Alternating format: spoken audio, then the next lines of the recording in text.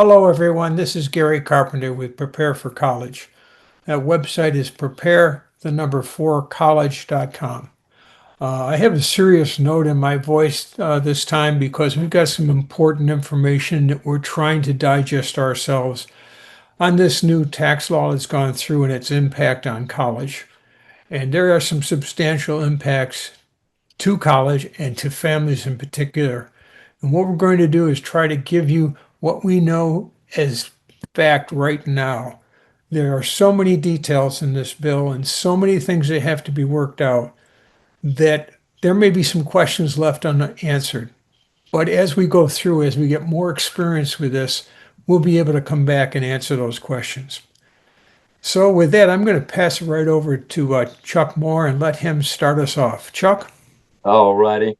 Yeah, the what we're wanting to do today, like what Gary had mentioned here, is go over some of the things that we know that is pertinent in the One Big Beautiful Bill Act that was passed on July the 4th or signed by the president on July the 4th.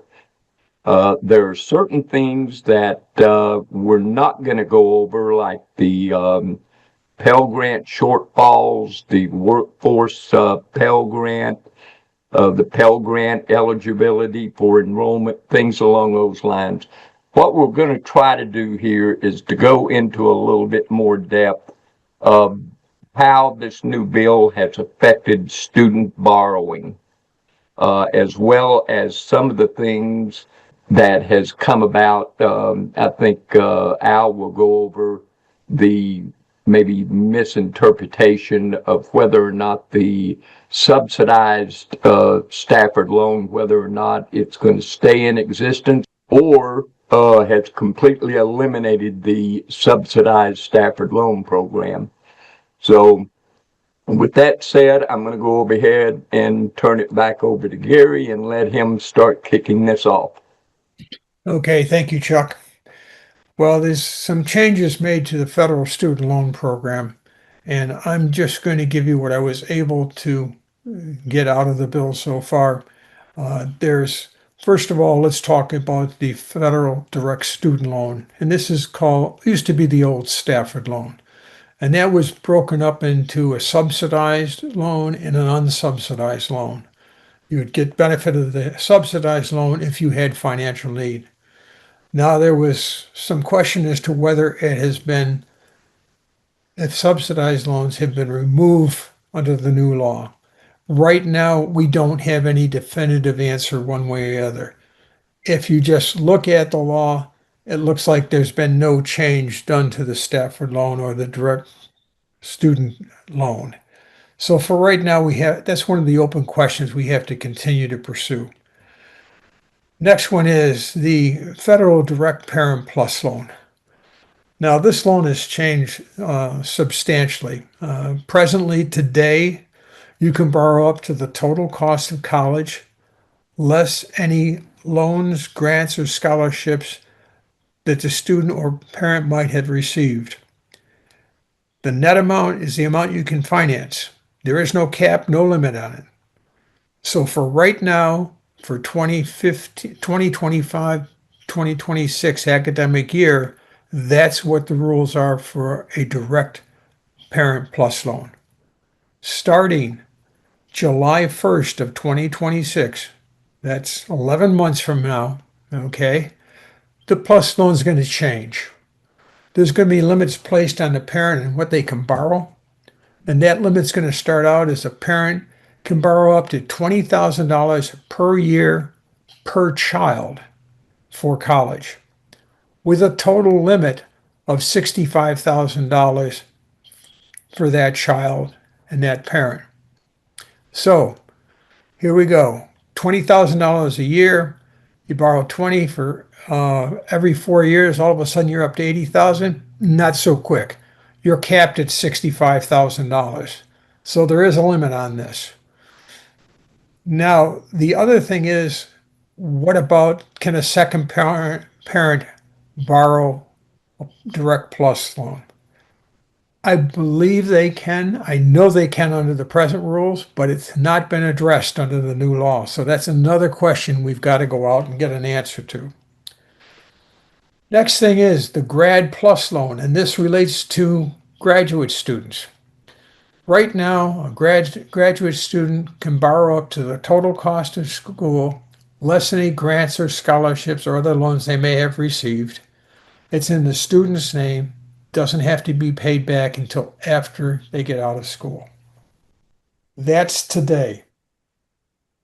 11 months from now, on July 1st of 2026, the Grad Plus loan is terminated and no longer available. So the next question that comes up, well, I'm halfway through graduate school. I had plus loans already. What's going to happen in 2026 when this new law goes into effect? As it stands now, there is a grandfather clause that says that the student can continue to borrow the Grad Plus loans under the old rules up until 2028. I'm not saying they're going to be cut off right away, but by 2028, if they still have studies to be done, they're going to have to go under the new rule. Well, there are no Grad Plus loans after that. So the next thing is there is a grad direct student loan. And this is like the Stafford loan.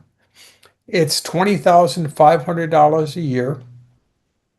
A student can borrow up to $100,000 for graduate school, and they can borrow $20,500 per year while they're in graduate school. So it's like you get possibly 5 years of graduate studies done underneath this. But there is a limit. Once you hit $100,000, you can't borrow any more. And, if you go on and do a new program or you decide to go back to school, get another graduate degree, and you've used up your total allotted amount of $100,000, you're out of luck. You can't borrow. Now, for what they call professional students, these are doctors, lawyers, and dentists. They can borrow up to $50,000 a year starting July 1st of 2026, and their maximum borrowing cannot exceed $200,000. Now, compare this to what it is today. A graduate student going to school in September of this year can borrow up to $20,500 per year as long as they're in school. There is no cap on how much they can borrow. They can borrow at this time. Starting in 2026, there will be a cap, as I said before. Regular graduate students' total borrowings cannot exceed $100,000. Professional students cannot exceed $200,000. Now, on top of this, there is a lifetime borrowing cap that's going to go into effect July 1st of 2026, and that cap is going to be $257,500 in federal student loans that are taken after July 1st of 2026. A little note to this, if that same student has met their maximum amount and they're now married and they have a child going off to school, they can still take a Parent Plus loan. It's not to be included in the lifetime cap of $257,500. It is going to be included in the caps that I talked previously about, the new Parent Plus loan. Now, the other thing I want to talk about briefly is repayment programs. Right now, there's a variety of repayment programs: standard, contingent repayment, income-based repayment, repay, payee. All of those are going to disappear as of July 1st of 2026. And they're going to be replaced by two programs as it stands now. The standard repayment plan, which they pay equal monthly payments over the life of the loan, and a repayment assistance plan. And this is going to be more like an income-based program. Again, we don't have all the details on it, but it looks like they're going to determine monthly payments based on how much you make, not how much you owe. Now, this is going to be available to students. Another question comes up: what about parents? In the past, they could not use some of these income-based repayment programs. They could use income contingent repayment, but aside from repay, payee or income-driven repayment, they could not do that. We don't know what's going to happen come July 1st with these programs. They may expand them because, as you know, once you get into a loan and you start paying it back, all sorts of different things can happen. But we don't know what it is. We've got to wait and see what happens. Those are the topics I have right now. Chuck, I'm going to pass it back to you.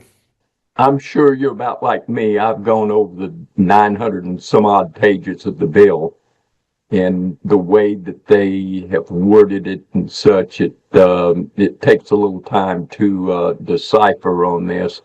And one of the things, Gary, I wanted to ask you on this repayment of the loan, correct me if I'm wrong here, is that in the past, whenever they're looking at your income, they normally, in my understanding, and I may be wrong, it was based just off the student's income that is repaying the loan. And let's assume they're married now and they're out of school. Has the law changed to where the total income that the husband and the wife, one being the student and the other not the student, is it going to be based off of their total income, or is it still going to be just the student's income? Have you heard anything along those lines? No. Let me tell you what I have heard, though, is in the past there were certain programs, repayment, were they would only look at the student's income, and other repayment programs they were mandated to look at both the student and their spouse's income. I think they've got to define what they're going to do starting July 1st, 2026. What they're going to do, I don't know at this time, but it could go either way. So that's still up in the air then, and those are some of the things that we're going to be able to cover in some of the other webcasts or podcasts that we put on. Al, I'm going to ask you a question here. Is anything has changed on the FAFSA form itself? The FAFSA form has one really big change. Now, there's a change that goes back 2 years that people are just now starting to see more clearly. Outside of those two things, there is no changes to the actual FAFSA document. All right, so what are those? Well, in the old FAFSA, there was an untaxed income provision, which you took all these untaxed incomes. One of those was a foreign income exclusion. There is no foreign income exclusion of untaxed income anymore. That's the way it was when the simplified FAFSA came out first time 2 years ago, this being the third operative year for the new simplified FAFSA. However, I do believe that people are just now starting to realize that doesn't exist, even though it's been in existence for 2 years already.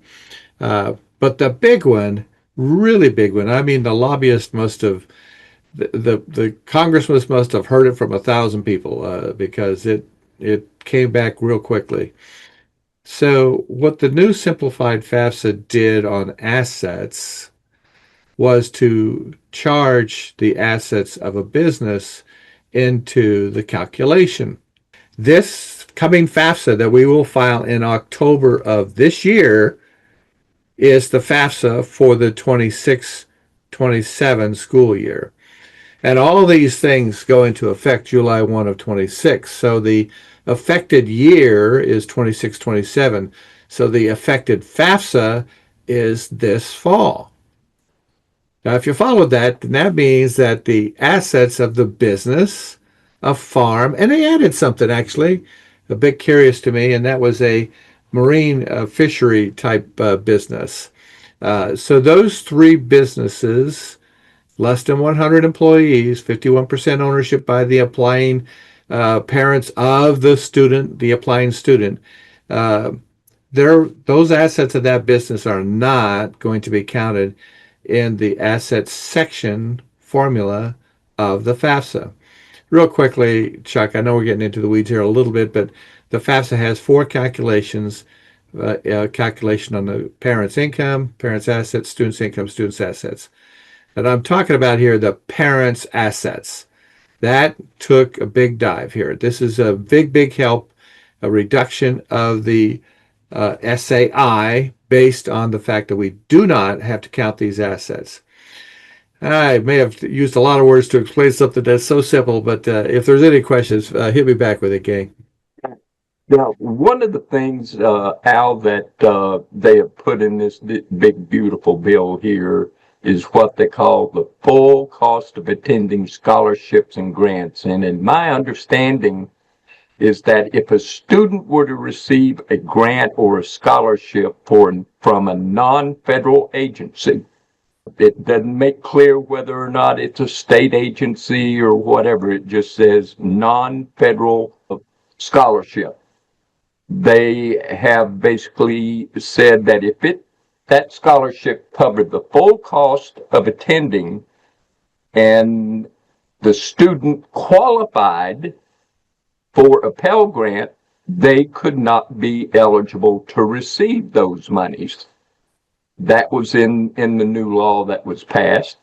And as well as the students that have high SAI, Student Aid Index, if the student were to receive or qualified for, let's say, a Pell Grant or whatever, but if the parents or the family's SAI exceeded twice the maximum Pell Grant award, they would not be able to receive anything above that amount. Is that what your understanding is? It is, but then when you start to sit there and say, well, what does that relate to? That, in other words, the income X is where that starts or stops. See the four formulas that I just mentioned? That's where the variables come into play. Because if you have assets that increase your SAI to more than twice the size of the Pell Grant, which is at 3,007 and change, 3,003, 7,003 and change, excuse me, 7,345, I believe, accurately. That then is, how could you get to that? If you had a $60,000 or less income and that was it, then you would still qualify for at least a min Pell Grant. And a min Pell Grant is basically 1/10 or $735. But it is now going to be looking at that calculation of, did the assets put you over the top? So it's kind of difficult. I almost need a set of charts to explain it, Chuck. But it's short. They're making sure that you don't get a Pell Grant through just manipulating your adjusted gross income. They're looking at the full formula and not just the adjusted gross income. In the past, the Pell Grant was one of the strategies was just if you can get your adjusted gross income down to a certain level, then you got it. But now the wording of this new BBB is changing that. So if you follow me on that, fine, and we'll have more discussions on this in the future. But right now, they're closing up that loophole there, which then means that free money is only going to go to those people that really deserve it. Really needs it. Yeah. Now, another thing that was in the House bill that went in, and I don't think it was included in the new bill that was signed, was financial aid for non-citizens previously were eligible to participate into the federal financial aid system. And I'm almost certain that the Senate did not include that in the bill. Is that what you have heard, Gary or Al? There is no change on the undocumented alien. There is no change, but I do believe that there are other rules that still are in place, and that is, for instance, you can't get a Pell Grant if you're not a U.S. citizen or a asylum citizen. not all of the people that came over for asylum are the type of asylums that they're talking about. So there is still some specificity that you still can't get those Pell Grants. So it didn't change it, but other rules did come in combination with what the no change was, did allow certain people to still get that Pell Grant.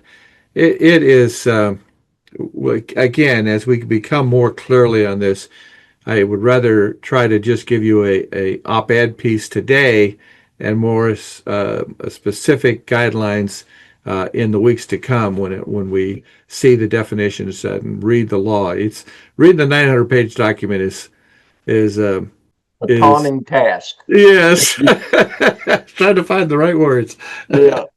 Uh, But one of the things that we'll cover in some of our other podcasts is that in this new law, they have also passed an institutional accountability, and that goes back to situations to where if a student were to borrow a certain amount of money and such, and they started repaying those back, and their employment over here wasn't enough to take care of the loan or whatever, is that this new law will start to make colleges and universities accountable for those particular loans. Not necessarily, have them pay it back, but once again, we can get into detail. What will more than likely happen there is they would be penalized and possibly would force the universities and the colleges to not be able to participate in the federal financial aid system. So, but that's one of the things that we're going to be able to go over at a later date. We're just going through this particular law and trying to interpret basically how it's going to affect individual families as well as students, whether or not they're dependent, independent, or whatever. And in future podcasts, we'll go ahead and keep everybody updated on those. So, Gary, I'm going to go ahead and turn it back over to you, and you can close us out. Okay. Thank you, Chuck. Thank you, Al. Well, again, it's been an exciting week for us anyway. It's going to be more exciting for everybody else as we go forward. We're going to have more podcasts bringing you up to date on what's happening with this new law and how it impacts college. So stay tuned. This is recorded. It's on our website at prepareforcollege.com, and that's the word prepare, the number 4, the word college.com. This, along with all our other podcasts, are on there. So go back, listen to it again. You're going to have questions. We may at some point even have a situation where you can send in your questions and we can try to answer them, but we're in the process of working on that now. If you have friends, relatives who have children about to go off to school, more than ever, they need to know what's ahead of them. Give them the website. Maybe we can give them some information and be of value to them. So everyone, have a good week, and we'll be back here next week. Thank you, and goodbye.